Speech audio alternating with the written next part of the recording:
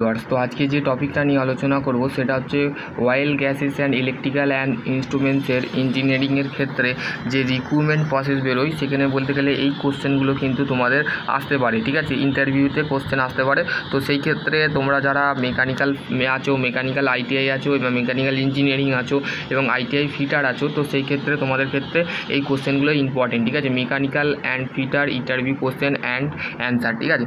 প্রথমে দেখো define of the valve বলতে আমরা কি বুঝি।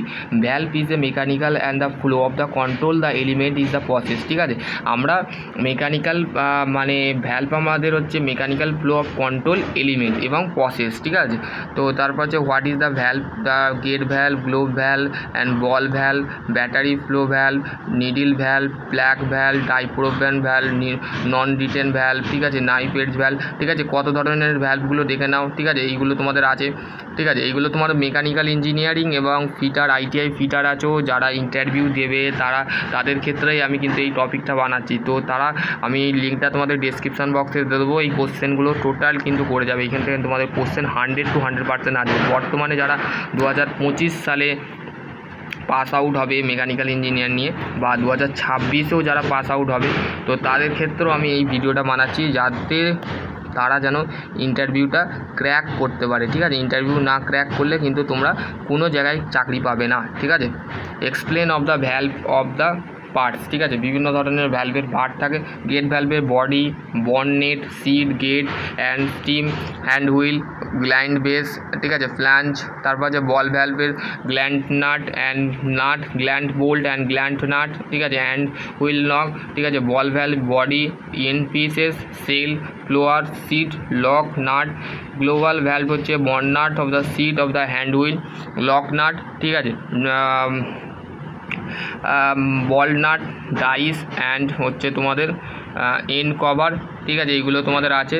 এবং হচ্ছে তোমাদের mainly what is the types of gasket, ঠিক আছে। গ্যাসকেট হচ্ছে CAF compressive asbestos and the fibre of the field, seam of the metallic gasket of the metallic gasket, rubber gasket, Teflon gasket of the spiral wound, RTGA ring type joint, ঠিক আছে। তারপর হচ্ছে what is the gasket.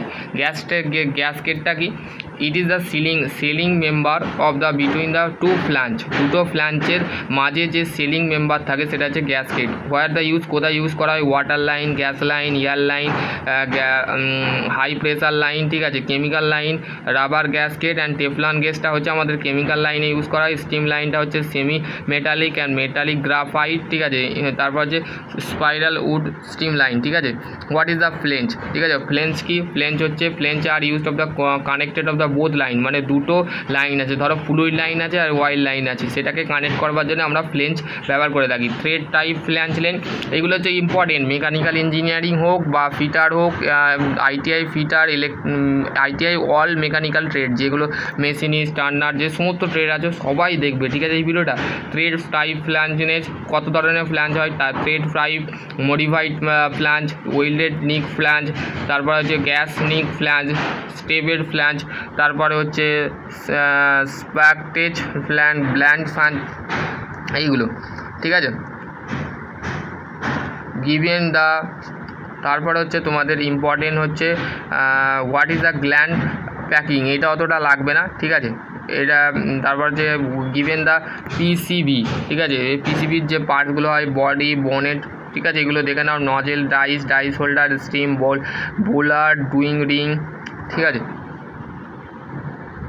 এইটা তোমাদের আসবে তোমাদের আবার যে কোনো ইন্টারভিউ ধরো, তোমাদের ভাইবা এইটা তোমাদের ধরবে, ঠিক আছে। What is the use for the, এইগুলো তোমাদের অতটা লাগবে না, গুরুত্ব নয়। এইটা PPE, ঠিক আছে, পার্সোনাল প্রোটেক্টিভ ইকুইপমেন্ট। দেখো হেলমেট, বয়লার স্যুট, ঠিক আছে, safety goggle, safety shoe, goggles, dust of the mask, এইগুলো PPE কি? পার্সোনাল প্রোটেক্টিভ ইকুইপমেন্ট, ঠিক আছে। তারপর হচ্ছে explain of the valve of the seat testing, ball valve, gate valve, glove valve, butterfly valve, plug valve.